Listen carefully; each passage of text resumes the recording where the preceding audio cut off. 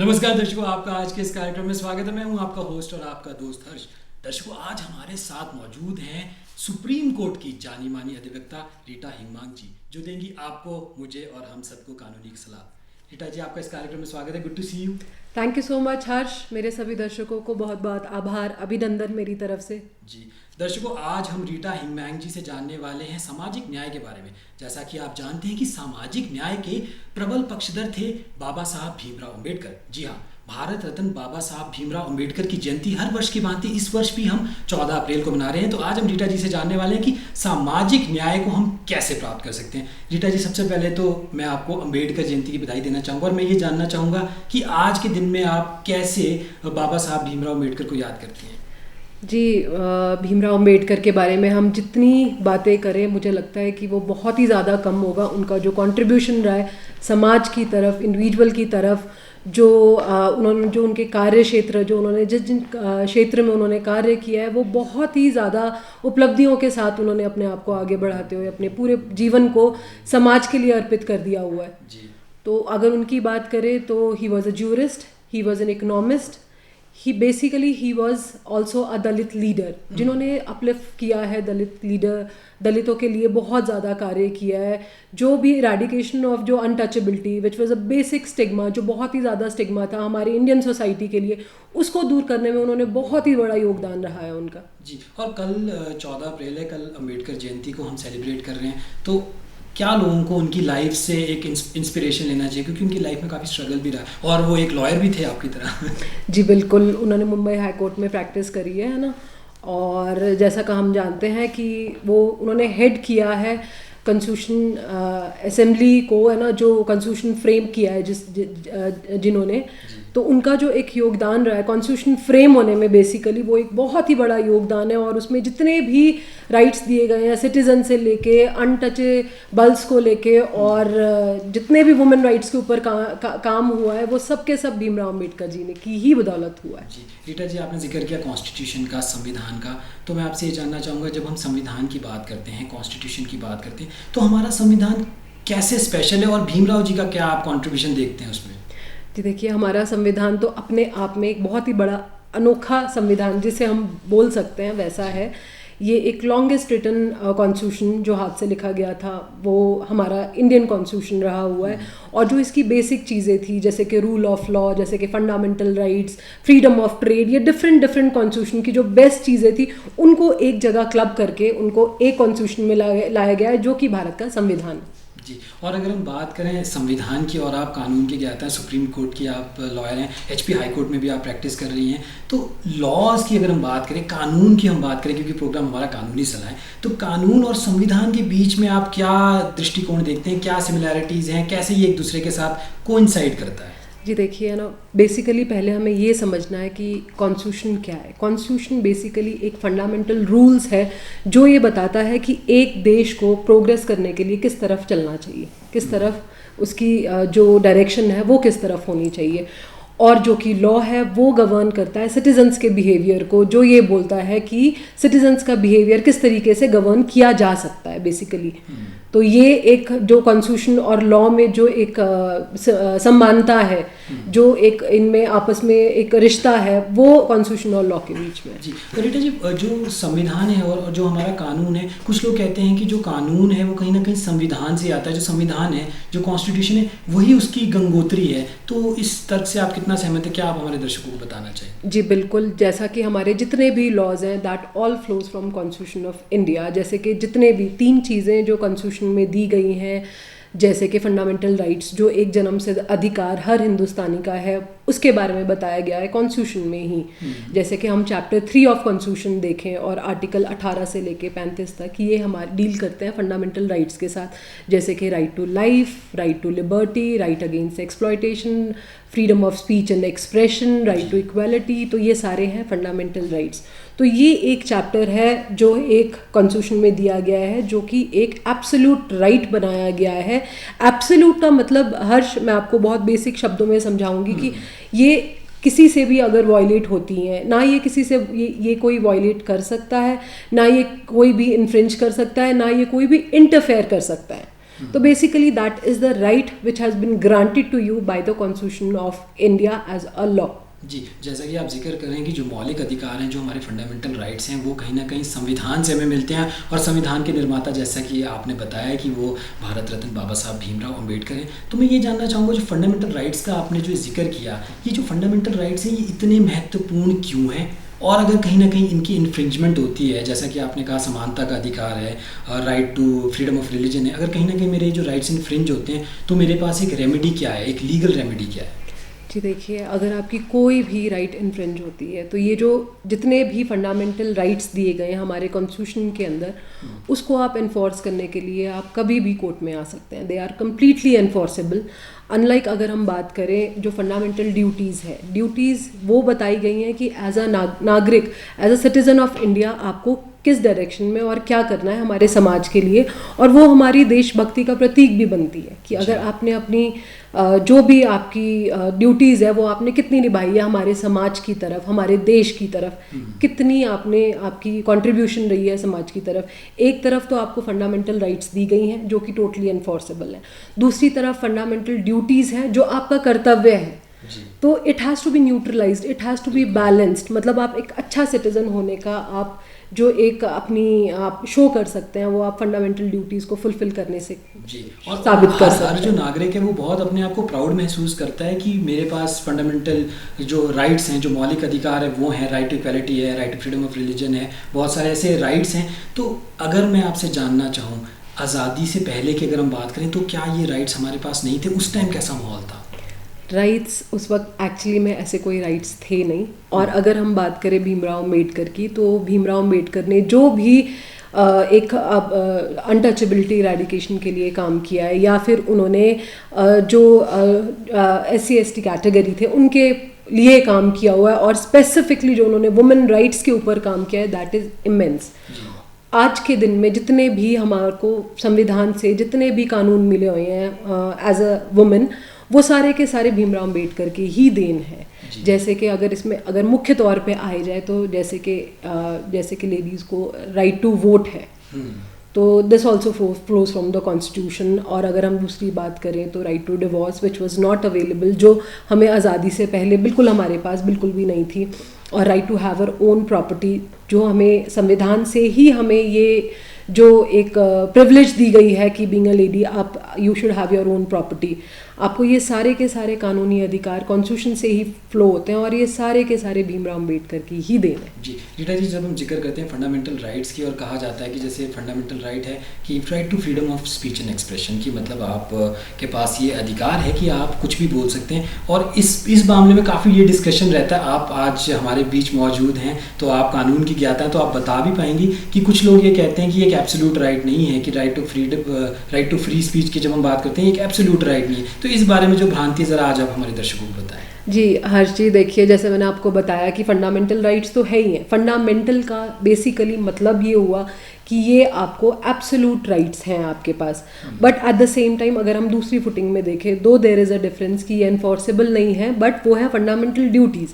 तो आप एक जिम्मेदार नागरिक होने के वजह से आप जो भी काम करते हैं वो आपके freedom of speech and expression में आता है, जो आप अपने आप को एक पूरे बाउंड्री में बाउंड करके आप एक समाज के लिए कुछ कार्य करना चाहते हैं, आप किसी भी प्रगतिशील चीज़ को कुछ करना चाहते हैं तो अपनी freedom of speech and expression use करते हैं, तो इट इज़ एब्सोल्युटली फाइन, इसमें कोई बुराई नहीं है। But at the same time आप कुछ अनएथिकल चीज़ों के लिए अपनी freedom of speech and expression use करते हैं। मतलब जैसे कि बातों से ये समझ रहा हूँ कि कहीं ना कहीं जब आपको फ्रीडम दी गई है तो अगले इंसान के पास भी वही फ्रीडम है, आप उसकी फ्रीडम को इन्फ्रिंज नहीं कर सकते। बिल्कुल भी नहीं, बिल्कुल भी नहीं। और हमें ये सब कुछ एक दायरे में रह के ही करना पड़ता है। हमारी जो इंडियन सोसाइटी है, हम जिस सोसाइटी में रहते हैं, वो एक बहुत ही ज़्यादा इज़्ज़त देने वाली कम्युनिटी मानी जाती है। जो हमारी पूरी की पूरी वर्ल्ड में छवि है वो ये है कि हाँ, ये जो हिंदू समाज है ये बहुत ही ज़्यादा इज्जत देता है सभी लोगों को। तो उस चीज़ के दायरे में अगर आप कुछ भी करते हो तो that is not against speech and expression. अगर आप इस दायरे से निकल के कुछ ऐसा करते हैं जिस किसी को नुकसान पहुंचाने के लिए ज़रूर आ जाएगा। तो डेफिनेटली फिर वो उसके लिए तो कोर्ट्स है, जुडिशरी है, लॉयर्स को आपको एंगेज करना पड़ेगा। बिल्कुल जी, बिल्कुल जी। हम बात कर रहे हैं संविधान के ऊपर, जैसा आपने जिक्र किया कि कॉन्स्टिट्यूशन में बहुत सारे राइट्स देता है, बहुत सारी ड्यूटीज़ का वो जिक्र करता है। क्या वो जो स्टेट्स होती हैं और जो सेंट्रल गवर्नमेंट्स होती हैं, क्या उनको भी कोई डायरेक्शन देता है, उनको भी कोई प्रिंसिपल्स, डायरेक्टिव प्रिंसिपल्स देता है? जी, हर एक चीज़ हमने बात करी है फंडामेंटल राइट्स, दूसरी हमने बात करी है फंडामेंटल ड्यूटीज़, और तीसरी which is a very important chapter of constitution of India, जो अगेन भीमराव अम्बेडकर जी की ही देन है, वो है directive principle of state policy, जो बेसिकली गवर्न करता है स्टेट को कि आपको अपने जो जितने भी नागरिक हैं उनके लिए आपको किस तरीके की प्रावधान, किस तरीके की फैसिलिटीज़, जो एक बेसिक एमिनिटीज़ है जैसे कि ड्रिंकिंग वाटर, ये सब कुछ हमें directive principle of state policy में मिल जाता है, जिससे कि स्टेट को ये गवर्न, उनको किस तरीके से नागरिकों को गवर्न करना है वो चीज़ उनको वहाँ पे मिल जाती है। जी, मतलब कहीं ना कहीं जो सरकारें हैं उनका भी दायित्व इसमें बांधा गया है कि आपको जो नागरिक हैं उनके लिए क्या क्या कल्याणकारी कार्य करने हैं। बिल्कुल जी, बिल्कुल। ये बहुत ही ज़्यादा बेसिक चीज़ें होती हैं। हर कुछ एक चीज़ें किसी बुक्स में, किसी किताबों में कहीं लिखी नहीं जाती है, वो एक बहुत कॉमन सेंस जिसे हम बोलते हैं हमारी लैंग्वेज में, और ये हर इंसान के पास एक होती है जी। तो ये जो, अगर हम बात करें फंडामेंटल राइट्स की, एनफोर्सेबल है। अगर हम बात करें फंडामेंटल ड्यूटीज़ की, तो ये एनफोर्सेबल नहीं है, but it can be enforced by a parliament. It can be made enforceable. आप सुप्रीम कोर्ट में आपने काफ़ी कार्य किया, एचपी हाई कोर्ट में भी हैं आप, तो आपको क्या लगता है, बीइंग एडवोकेट, आपको क्या लगता है कि जो फंडामेंटल ड्यूटीज़ है कहीं ना कहीं वो इन्फोर्स होनी चाहिए या नहीं होनी चाहिए? मुझे लगता है कि आज अब टाइम को, आज़ादी के बाद बहुत ज़्यादा टाइम गुजर चुका है, 70-75 ईयर्स, तो मुझे लगता है कि अब this is the right time जब एक नागरिकों को इस दायरे में बांधना भी बहुत ज़रूरी हो गया है कि उनकी क्या ड्यूटीज़ है। बिल्कुल बिल्कुल। जिन दर्शकों ने अभी अभी अपना टीवी सेट ऑन किया है, आप देख रहे हैं कार्यक्रम कानूनी सलाह। आज हमारे साथ मौजूद हैं सुप्रीम कोर्ट ऑफ इंडिया की जानी मानी अधिवक्ता एडवोकेट रीटा हिंगमांग जी, और हम बातचीत कर रहे हैं सामाजिक न्याय के प्रबल पक्षधर बाबा साहब भीमराव अम्बेडकर के बारे में। रीटा जी, आज हम अम्बेडकर जी के बारे में बात कर रहे हैं, जो सामाजिक न्याय में उनका जो दायित्व है उसके बारे में हम बातचीत कर रहे हैं। मैं आपसे ये जानना चाहूँगा, आप अपने आप को फेमिनिस्ट कंसिडर करती हैं या इक्वलिस्ट कंसिडर करती हैं? जी, अगर मैं आज के समय की बात करूं तो मुझे नहीं लगता कि मैं अपने आप को बिल्कुल भी फेमिनिस्ट मानती हूँ। फेमिनिस्ट का एक बेसिक मतलब ये हुआ कि चाहे फीमेल किसी भी रूप में क्यों ना आए, आप उनको सपोर्ट ही करोगे। तो जो मेरा प्रोफेशन है वो भी इस चीज़ को अलाउ नहीं करता, और जिस तरीके की मैं इंसान हूँ, मैं उस चीज़ में बिल्कुल भी विश्वास नहीं करती हूँ, और मैं ये बोलती हूँ कि I am not a feminist. जी, मैं बिल्कुल भी फेमिनिस्ट नहीं हूँ। जी, और जैसा कि आपने जिक्र भी किया कि महिलाओं के उत्थान के लिए और जो महिलाओं के लिए जो काफ़ी सारे कार्य किए बाबा साहब भीमराव अम्बेडकर ने, तो सबसे बड़ा जो उनका जो कार्य था वो था कि उन्होंने महिलाओं को काफ़ी सारे अधिकार दिए। आपने जिक्र किया कि राइट टू वोट भी है, तो ऐसे कौन कौन से अधिकार हैं जो भीमराव अम्बेडकर जी की वजह से आज महिलाओं को प्राप्त हैं? जी, देखिए, मैंने आपको पहले भी जैसे हर्ष बताया कि जितने भी बेसिक राइट्स हैं जो एक वुमेन को, एक महिला को होने चाहिए, वो सारे के सारे हमें भीमराव अम्बेडकर जी की ही देन है, जो उन्होंने कॉन्स्टिट्यूशन में कुछ ऐसे प्रोविजंस डलवाए जिसकी वजह से आज हम इस स्टेज में आके और यहाँ आपके सामने आके भी मैं बैठ रही हूँ। मैं तो इस चीज़ के लिए भी भीमराव अम्बेडकर जी को बहुत बहुत मेरा नमन। और जहाँ तक रही और दूसरे अगर राइट्स की, तो वो ये है कि जैसे कि डोमेस्टिक वायलेंस एक्ट है, तो ये बहुत 2005 का एक्ट है और ये बहुत लेटर स्टेज में आया, बट एक दिस इज़ अम्ब्रेला, ये एक अम्ब्रेला के नीचे ऐसे बहुत सारे ऐसे आपको राइट्स मिलेंगे जो आप एक ही अम्ब्रेला के नीचे क्लेम कर सकते हैं, जैसे कि right to property, right to have a custody of a child, right to have her own income, है ना, इंटरिम भी आप क्लेम कर सकते हैं। और इससे पहले तो शायद महिलाओं को उनके जो पिता की प्रॉपर्टी उसमें भी काफ़ी हद तक अधिकार शायद नहीं था। जी बिल्कुल, जैसा कि हमारे पेट्रियार्कल सोसाइटी में हम देखते हैं, तो मैं जैसे मेरे पास जैसे मैटर्स भी आए हैं ऐसे कोई कि पहले लेडीज़ की गिनती ही नहीं होती थी property rights of a father में, कि कोई भाई वगैरह आपस में ही डिस्ट्रीब्यूट कर लेते थे प्रॉपर्टी, और लेकिन अब स्पेसिफिक राइट्स हैं जहाँ पे ये बोला गया है कि वुमेन को भी उनके फादर की प्रॉपर्टी या उनके हस्बैंड की प्रॉपर्टी में वो बराबर की हकदार है। जी बिल्कुल, जैसे कि आपने जिक्र किया कि इक्वलिस्ट आप अपने आप को मानती हैं, तो कहीं ना कहीं सबसे बड़े इक्वलिस्ट बाबा साहब भीमराव अम्बेडकर थे। बिल्कुल जी, अगर वैसे सोच विचार वाले, अगर बाबा भीमराव अम्बेडकर जी का इतना बड़ा योगदान अगर हमारी सोसाइटी में नहीं होता, तो मुझे नहीं लगता कि आज जितने भी कानूनी तौर पे जो हमें एक हक मिला हुआ है और जो हमें एक दर्जा मिला हुआ है, वो हमें कभी भी नहीं मिलता इस सोसाइटी में। क्योंकि उस वक्त, क्योंकि जो आज़ादी से पहले की जो सिचुएशन थी वो बहुत ही ज़्यादा डिफरेंट थी। मैं ये बताऊंगी हर्ष, मेरे अपने एक्सपीरियंस से मैं आपको बताऊंगी कि मैं बहुत ऐसे बुज़ुर्गों के साथ मेरी बहुत अच्छी बनती है। तो मैं एक जो एक 90 इयर्स के जो है हमारे एक गुरु थे, मैं उनसे मिली तो उन्होंने मुझे बोला कि बेटा ऐसा कुछ भी नहीं है जो 70 साल पहले नहीं होता था और जो आज नहीं होता है, लेकिन उस वक्त का समाज इतना ज़्यादा डिफरेंट था। उस वक्त लोगों में लज्जा, शर्म, दूसरों की रिस्पेक्ट करना, ये सब कुछ इतना था, तो एवरीथिंग वाज वेरी क्लोज्ड। तो जो भी कुछ होता था, कुछ बुरा भी होता था तो उसे छुपाया जाता था। लेकिन अभी अब समाज की जो नज़रिया है, लोगों के सोचने का नज़रिया है, आपसी तालमेल है, वो बहुत ज़्यादा बदल गया है। तो उसकी वजह से अब ये है कि अब छोटी से छोटी चीज़ भी घर के बाहर आ जाती है और लोग छोटी से छोटी चीज़ों को लेके भी कोर्ट में आना पसंद करते हैं, रादर देन इसकी किसी चीज़ की एक एमिकेबली सेटलमेंट हो जाए। तो ये एक चीज़ हो गई है जो मुझे लगता है कि अभी थोड़ी डिफरेंट सिचुएशन चल रही है। समय के साथ काफ़ी बदलाव आ गया और हमें अच्छे के लिए भी बदलाव लाने की ज़रूरत है, जैसे कि आप कह रहे हैं। रीटा जी, आपने जिक्र किया कि महिलाओं के लिए काफ़ी सारे कानून हैं जो कॉन्स्टिट्यूशन से ही फ्लो करते हैं। आपने जिक्र किया डोमेस्टिक वायलेंस, ऐसे कौन कौन से कानून हैं जो सिर्फ महिलाओं के लिए बनाए गए हैं? जी, जैसे कि एक सेक्शन है 125 क्रिमिनल प्रोसीजर कोड का, उसमें बेसिकली आप सिर्फ मेंटेनेंस के लिए वो सेक्शन है, आप मेंटेनेंस क्लेम कर सकते हो। आप अपने फादर से भी, आप अपने पति से आप मेंटेनेंस क्लेम कर सकते हो। और ये सिर्फ मेंटेनेंस के लिए 125 CRPC का जो सेक्शन है वो हमें एज अ कानूनी तौर पे अधिकार मिला हुआ है। और अपार्ट फ्रॉम दैट, अगर कोई क्रिमिनल, अगर कोई आपके साथ कुछ कोई फिजिकल अत्याचार होता है, फिजिकल लेवल में अत्याचार होता है, तो उसके लिए 498A IPC Indian panel code के तहत ही आपको एक और जो एक कानून है वो दिया गया है। कानून की बात करते हुए तो और हमारे पास जैसे और बहुत सारे ऐसे हैं कि जैसे outraging modesty of a women एक सेक्शन दिया गया है IPC में, सेक्शन 354, तो जिसके तहत अगर कोई भी आदमी आपके साथ दुराचार करता है तो इस सेक्शन के under he can be booked. जी, मतलब जैसा आपने जिक्र किया कि महिलाओं के उत्थान के लिए और महिलाओं की सुरक्षा के लिए काफ़ी सारे ऐसे कानून दिए गए हैं। रीटा जी, कुछ लोग ये कहते हैं, मैं आपसे जानना चाहूँगा, एज अ फीमेल भी मैं आपकी राय जानना चाहूँगा, एज ए एडवोकेट भी आपकी राय जानना चाहूँगा। कुछ लोग ये कहते हैं कि बाबा साहब भीमराव अम्बेडकर ने जितने भी कानून बनाए थे कहीं ना कहीं वो इक्वलिटी को लेके आगे चल रहे थे कि सब लोग समान हो, महिलाएं भी समान हो, समानता का अधिकार उनको मिले। बट कुछ लोग ये बोले कि जो भी कानून बनाए जा रहे हैं तो कहीं ना कहीं ये जो आपकी राइट टू इक्वलिटी उसको इन्फ्रिंज कर रहे हैं, कहीं ना कहीं ये जेंडर बायस्ड कानून हो रहे हैं। तो इस राय से आप कितने सहमत हैं? जी देखिए, जैसे कि वक्त के साथ साथ जैसे जैसे वक्त गुजरा है वैसे वैसे लोगों की सोच भी बदली है।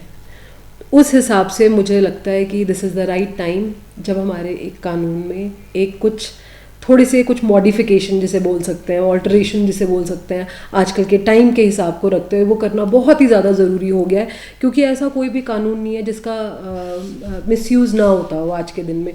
तो जहाँ तक रही ये लेडीज़ वुमेन ओरिएंटेड जितने भी लॉज हैं आजकल के टाइम में, वो भी मिसयूज़ होते हैं जैसे कि दूसरे कानून हो रहे हैं। तो उसी हिसाब से ये वाले कानून भी हम काफ़ी सारी ऐसी टिप्पणियां देख रहे हैं, हाल फिलहाल में भी हमने देखी हैं। काफ़ी टिप्पणियां ऐसी हैं जहां पे वो लीगल टेररिज्म तक के शब्द का इस्तेमाल कर रही है माननीय सर्वोच्च न्यायालय। जी बिल्कुल, ऐसा बिल्कुल है। मैं आपको अगर बात बताऊं हर्ष, हमारे जो IPC में डेफिनेशन का क्लॉज होता है सेक्शन 2, उसमें एक चीज़ दी गई है कि अगर कोई आदमी इन सब प्रोविजंस का उल्लंघन करता है तो definition, so there is nowhere stated कि वो जेंट्स होगा कि आदमी होगा। लेकिन कोई भी इस सेक्शन को रीड करेगा तो उसको दिमाग में एकदम से आएगा कि it can B man only, कि जिसने ऐसा किया होगा। बट ऐसा बिल्कुल भी नहीं है। रादर अगर हम ऐसी सोच रखते हैं तो इससे एक समाज पे एक बहुत ही बड़ा इम्पैक्ट जाता है कि मे बी लेडीज़ कुछ गलत कर ही नहीं सकती। और ऐसा सोचना बिल्कुल भी ठीक नहीं है आजकल के टाइम के हिसाब से। ऐसा मैं तो बिल्कुल भी नहीं चाहूँगी कि किसी के साथ भी उनकी जेंडर को लेके, मेल फीमेल है तो उनके साथ ऐसा कुछ बायसनेस ऐसी कोई चीज़ हो। तो हमें बहुत निष्पक्ष वे में हमें चीज़ों को देखनी पड़ती है चीज़ें, सो दैट समाज के आगे के लिए भी सबके लिए वो एक सबके लिए एक उदाहरण बन सके कि चाहे वो कोई भी हो, तो अगर वो किसी भी टाइप का इन्फ्रिंजमेंट करेगा या कोई भी प्रोविजंस के तोड़ेगा उसको, तो इरिस्पेक्टिव ऑफ द थिंग कि वो मेल है या फीमेल है, तो तो they are liable to have punishment. जी रीटा जी, हमारे जो अम्बेडकर साहब थे, जो संविधान निर्माता भी थे, उनका ये कहना था कि न्याय सबको मिलना चाहिए, जस्टिस फॉर ऑल। और जब हम जस्टिस की बात करते हैं, कई लोगों को जस्टिस इस वजह से नहीं मिल पाता क्योंकि हम ऐसा सुनते हैं कि जब आप कोर्ट कचहरी में जाते हैं तो बहुत सारा खर्चा आपका हो जाता है। तो आप फ्री लीगल एड काउंसिल भी हैं हिमाचल प्रदेश हाई कोर्ट में, तो आप हमारे दर्शकों को बताएं कि जो जस्टिस फॉर ऑल की जब हम बात करते हैं, न्याय सबके लिए जब हम बात करते हैं, इसमें फ्री लीगल एड कैसे एक भूमिका निभा सकता है? जी, अगर हम बात करें फ्री लीगल एड की, तो ये मैं दर्शकों को सबको ये बताना चाहूँगी कि ये सबके लिए अवेलेबल है। वैसे उसमें कुछ कैटेगरीज हैं जिससे हम डिफ्रेंशिएट कर सकते हैं कि वो कोर्ट में अपने किसी राइट को लेके वो कोर्ट में आ सकते हैं और फ्री लीगल एड के तहत अपना केस दर्ज करवा सकते हैं कि नहीं। और रीटा जी, जब फ्री लीगल एड की हम बात करते हैं तो ये एड किस प्रकार की है? मतलब आपको क्या वकील मिलता है केस लड़ने के लिए, या अगर आप खाली मशवरा भी करना चाहें तो वो भी इसके अंतर्गत आता है? जी, कंसल्टेशन के लिए तो ऐसा है कि आप वैसे भी कंसल्टेशन कर ही सकते हैं, लेकिन अगर आपको कोर्ट में आना है और आप सोचते हैं कि आप फाइनेंशियली इतने साउंड नहीं है, तो आप लीगल एड के थ्रू आप काउंसिल ले सकते हैं आराम से। उसमें आपको 1 रुपये भी नहीं देना है as such. You don't even have to pay for the paper work किसी चीज़ के लिए, not even court fees. Court fees तो इन एनी केस अगर हम बात करें तो वो एग्जेम्प्टेड ही है सरकार की तरफ से लीगल एड में। और ये जो क्राइटेरियाज रखे गए हैं, जैसे कि डिसेबल्ड अगर जो है हमारे समाज में, जो एक स्पेशल केसेस जो पीपल होते हैं, उनके लिए फ्री लीगल एड है। वुमेन के लिए कोई की भी कैटेगरी, चाहे वो ऊंच हो नीच हो कैसे भी हो, उनके लिए कोई एक कैटेगराइजेशन नहीं है। They can avail the facility of free legal aid.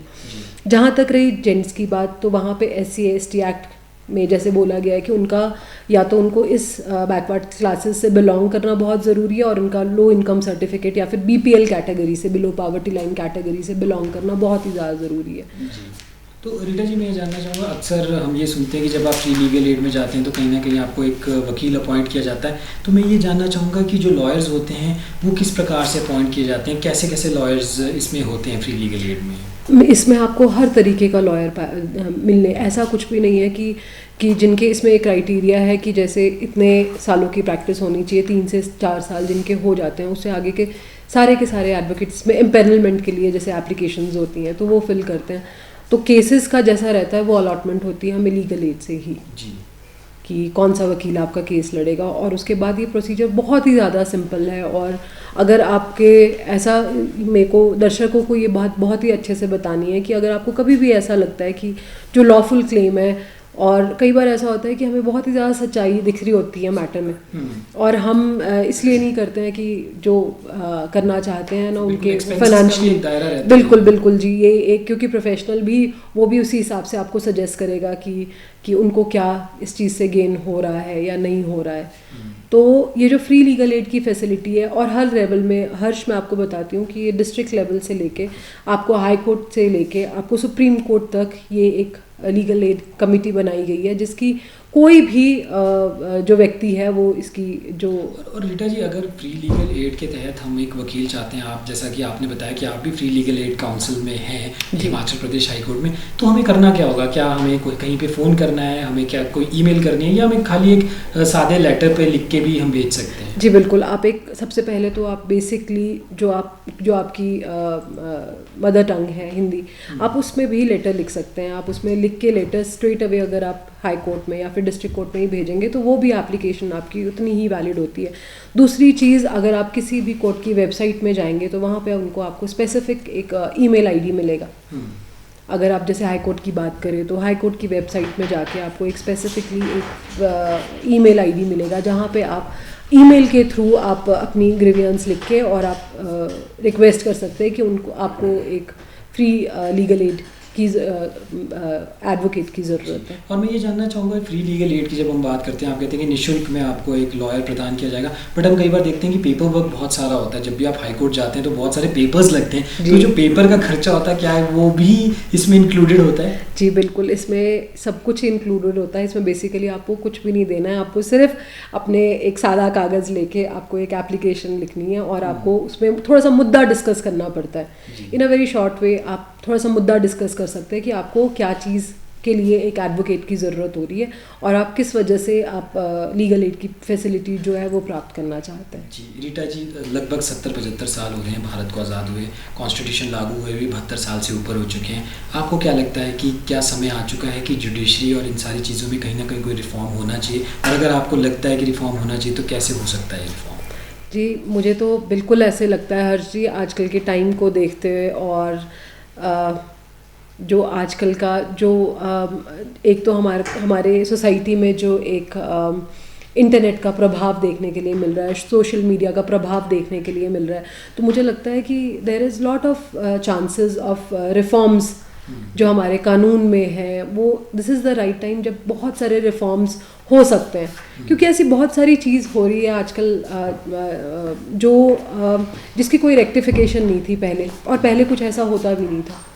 और अब हमारे इस टाइम को रखते हुए कि आजकल के जैसे बच्चे हैं वो बहुत ही ज़्यादा इंटरनेट से प्रभावित दिखते हैं, और सबके हाथ में एक मल्टीमीडिया फ़ोन होता है, तो मुझे लगता है कि ऐसी बहुत सारी चीज़ें हैं जो पहले नहीं होती थी और जो अब होती हैं, and this is the right time to have reformation in our system. जी बिल्कुल, जैसा कि आपने कहा कि समय के साथ हर चीज़ में बदलाव होना बहुत ज़रूरी है। एडवोकेट रीटा हिंगमांग जी, आप हमारे इस कार्यक्रम में आए इसके लिए बहुत बहुत शुक्रिया। बहुत बहुत धन्यवाद हर्ष, थैंक यू सो मच। दर्शकों, आज के कार्यक्रम में बस इतना ही। अब मुझे दीजिए इजाज़त, नमस्कार।